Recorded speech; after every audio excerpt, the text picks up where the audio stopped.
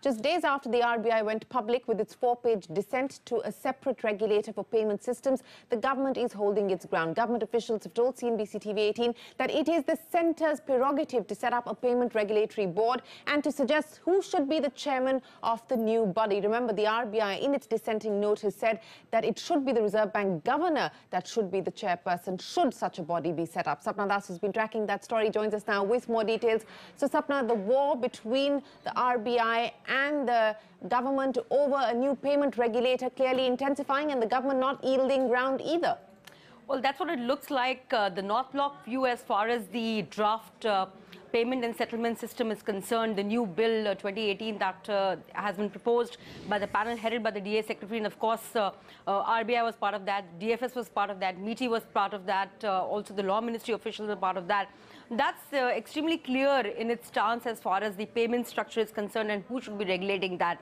Going beyond what has come out from Reserve Bank of India and the dissent note that they have put out, rightly so, in the public domain, what we are given to understand is that these dissent notes more or less have found a place in that 131 report that had pages report that has been submitted. So more or less the dissent of Reserve Bank is already known, and the committee in its wisdom has tried to address that. So as of now, if you look at the situation, government at least does not seem to be moving beyond the recommendations of the committee, and the recommendations are very clear on 2 to 3 grounds. A, you must have an independent payment regulator.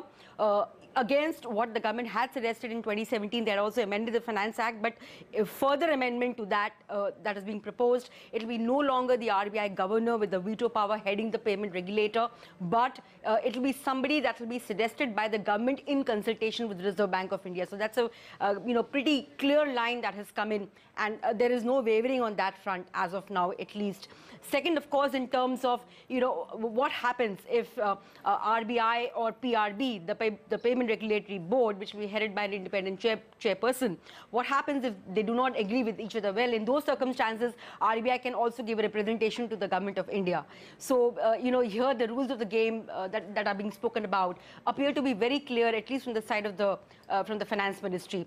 Whether the Finance Minister himself now intervenes on this matter is something that still remains to be seen, because we tried to understand it today, and we have given to, probably what was indicated was that if required, the matter could be considered.